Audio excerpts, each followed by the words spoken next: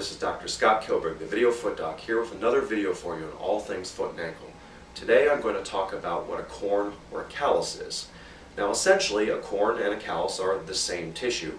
It just happens to differ based on where they're located.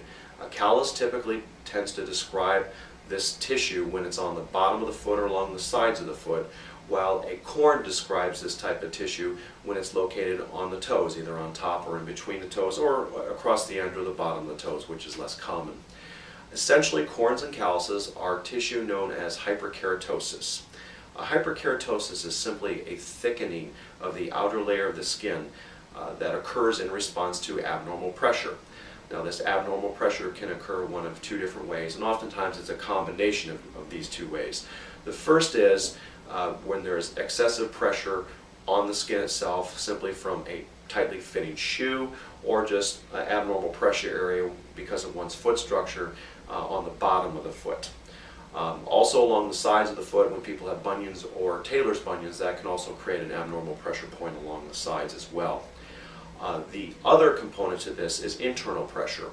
Internal pressure can come from an abnormal position of the bone, either a bone that's too big and sticking out, or bone deformity such as seen in hammer toes, where the toes actually curl up and make the actual bones more prominent towards the tops of the toes. Usually corns and calluses develop as a result of the combination of both of these, where there's too much external pressure either from the shoe or the ground below, or too much internal pressure because of bone deformity underneath. Now, corns and calluses can become very painful just because as that tissue thickens, it creates more pressure to the skin underneath, which will irritate the skin nerves located directly underneath that area. Now, unfortunately, corns and calluses for diabetics and people with poor sensation can be particularly dangerous. The normal response to a painful corn and callus is to simply wear a different shoe that doesn't cause pain against it, to put padding on it, or to shift your weight slightly so that you don't feel the pain of walking on one of these things.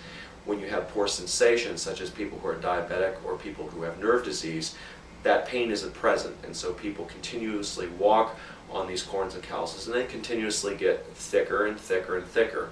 Eventually what happens is that the skin underneath the corn or callus starts to die, and a crater is formed essentially where the skin dies, and a wound or an ulcer forms. Now, these wounds and ulcers are hard to see underneath the callus unless you know what you're looking for, and potentially these can worsen to the point where that wound can go all the way down to bone and pose a particular danger of infection and further problems in diabetics and people with poor sensation. Well, I hope you enjoyed this video on all things foot and ankle.